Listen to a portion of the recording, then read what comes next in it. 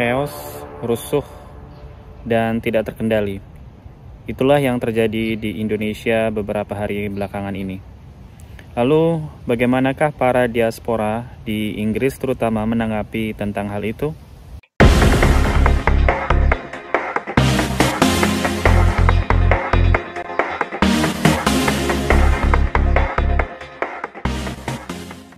Untuk melihat bagaimana tanggapan para diaspora, terutama diaspora pelajar di Inggris, kita tidak bisa melihat satu persatu tanggapan mereka. Kita bisa melihat dari tanggapan mereka yang diwadahi oleh Persatuan Pelajar Indonesia di Inggris ini. Jumlahnya banyak sesuai dengan jumlah kota-kota yang ada di Inggris. Misalnya PPI Birmingham, PPI London, PPI Newcastle, PPI Liverpool, dan lain-lain. Dari pengamatan yang saya lakukan, hampir semua PPI sudah mengeluarkan sikap dan pernyataan mereka yang diposting di media-media sosial.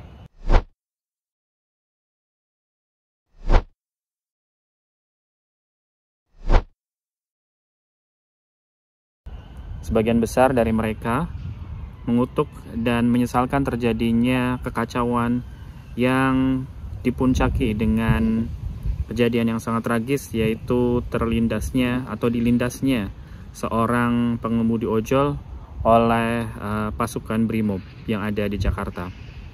Ini sangat menyedihkan. Isi tuntutan bermacam-macam, mulai dari pengusutan tuntas atas kasus penabrakan yang dialami oleh pengemudi ojol, hingga akuntabilitas terhadap penghargaan yang diterima oleh para anggota DPR. Tentu saja apa yang para pelajar sampaikan di dalam pernyataan sikapnya tidak 100% mewakili para pelajar satu persatu, karena memang satu orang pasti memiliki pemikiran yang berbeda-beda.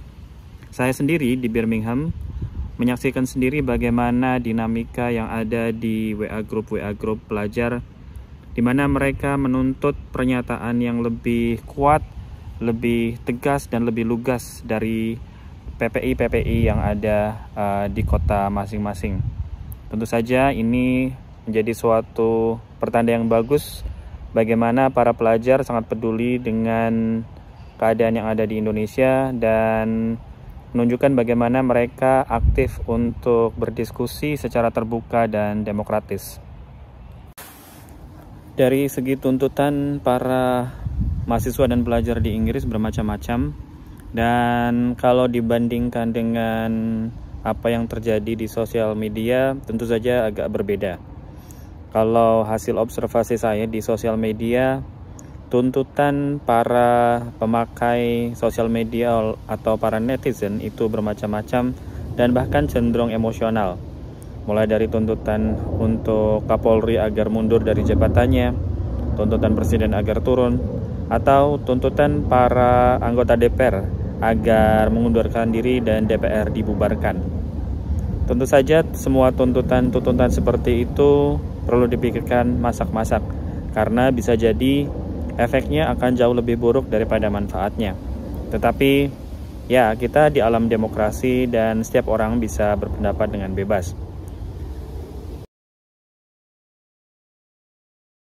Tuntutan mundur Kapolri misalnya.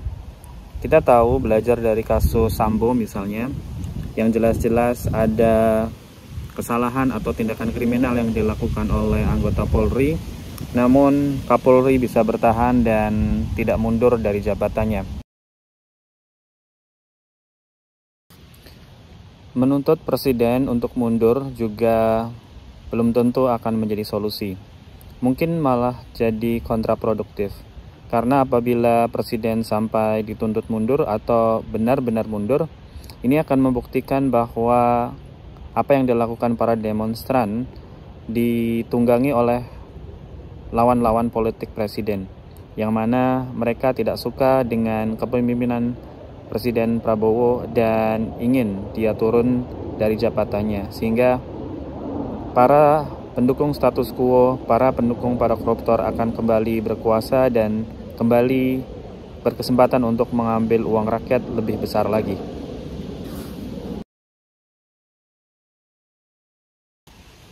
Menuntut DPR untuk mundur mungkin satu tuntutan yang paling masuk akal di antara kedua tuntutan yang lainnya. Terutama karena DPR telah mencederai dan menyakiti perasaan rakyat akhir-akhir ini. Mulai dari pernyataan sikap mereka mengenai tunjangan tempat tinggal yang sangat tidak masuk akal, kemudian sikap mereka yang berjoget-joget ketika sidang tahunan DPR MPR. Terlepas penyebab dari tindakan mereka berjoget, itu tetap tidak menghormati dan menyakiti perasaan masyarakat yang sedang mengalami kesusahan ekonomi, kesusahan mencari pekerjaan, dan kesusahan untuk memenuhi kebutuhan mereka sehari-hari. Dan meskipun cukup masuk akal, tuntutan untuk membubarkan DPR MPR mungkin akan berakibat dengan pemilihan ulang, karena setelah DPR dan MPR dibubarkan, kita harus memiliki wakil rakyat. Kita harus memilih lagi siapa yang akan membuat undang-undang, yang akan mengawasi jalannya pemerintahan dan eksekutif, dan itu pasti akan membutuhkan waktu dan akan berjalan lebih alot lagi. Dan efeknya belum tentu positif. Kenapa? Karena aturan-aturan bagaimana memilih anggota DPR MPR masih belum dirubah, dan sampai saat ini kita belum punya tawaran yang pasti atau solusi yang pasti bagaimana jalannya lembaga legislatif ke depannya. Jangan sampai apa yang terjadi di Reformasi 98 terulang lagi. Kita sudah mampu menurunkan presiden bersama dengan institusinya, bersama dengan kroni-kroninya. Tetapi yang ada di DPR sampai sekarang kita tahu ternyata tidak beda jauh dengan apa yang ada di zaman Orde Baru, bahkan lebih buruk lagi. Lalu tindakan apa yang seharusnya dilakukan?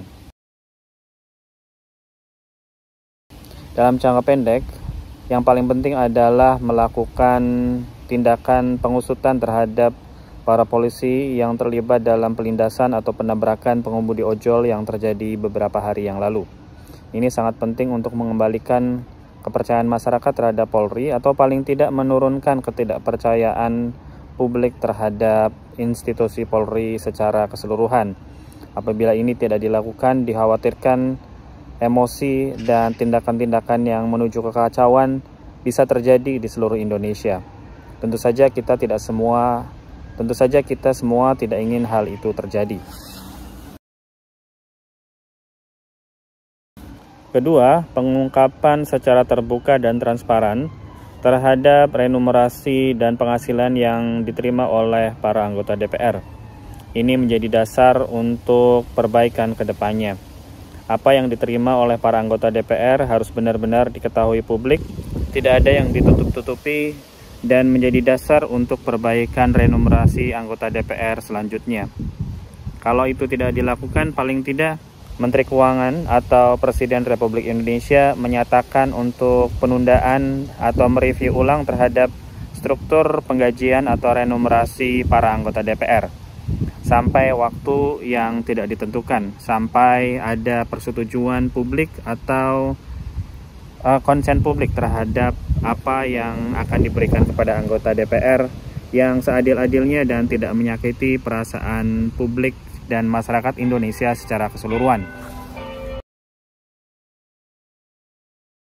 Proses pemilihan anggota legislatif yang berbiaya tinggi akan dapat mengakibatkan efek-efek negatif seperti korupsi, kolusi, dan pembuatan undang-undang ataupun peraturan-peraturan yang hanya menguntungkan para anggota legislatif dan tidak menguntungkan para konstituen dan masyarakat.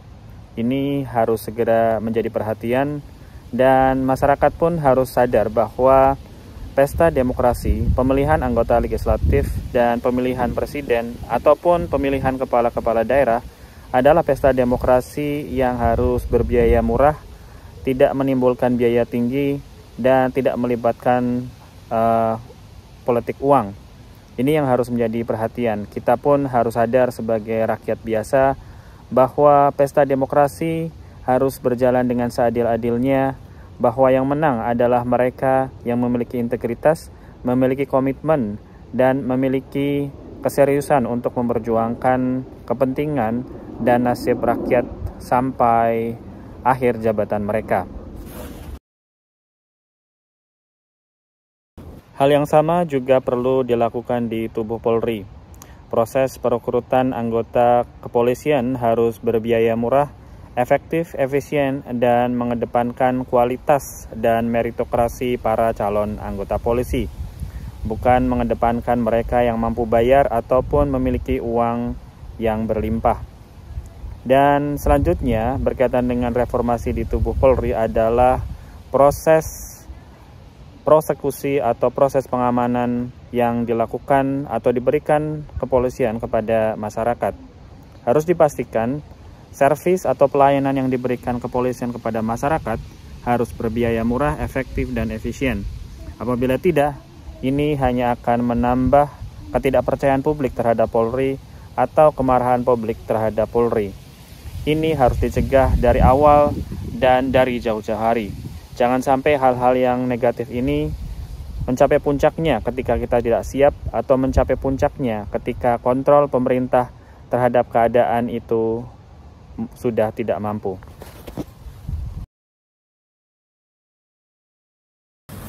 Ini yang ada di dalam pikiran saya sebagai anak bangsa dan sebagai diaspora yang mempunyai pendapat dan pikiran sendiri. Tentu saja tidak semua orang harus setuju dengan pendapat saya, tetapi kita semua harus mengambil sikap dan menjadi solusi, bukan menjadi bagian dari masalah. Apakah kalian sependapat dengan pendapat saya ataupun kalian punya pemikiran sendiri? Silahkan di-share dan kita selalu berdoa semoga Indonesia selalu dalam keadaan selamat, sejahtera, dan masyarakatnya aman sentausa dari Sabang sampai Merauke. Terima kasih.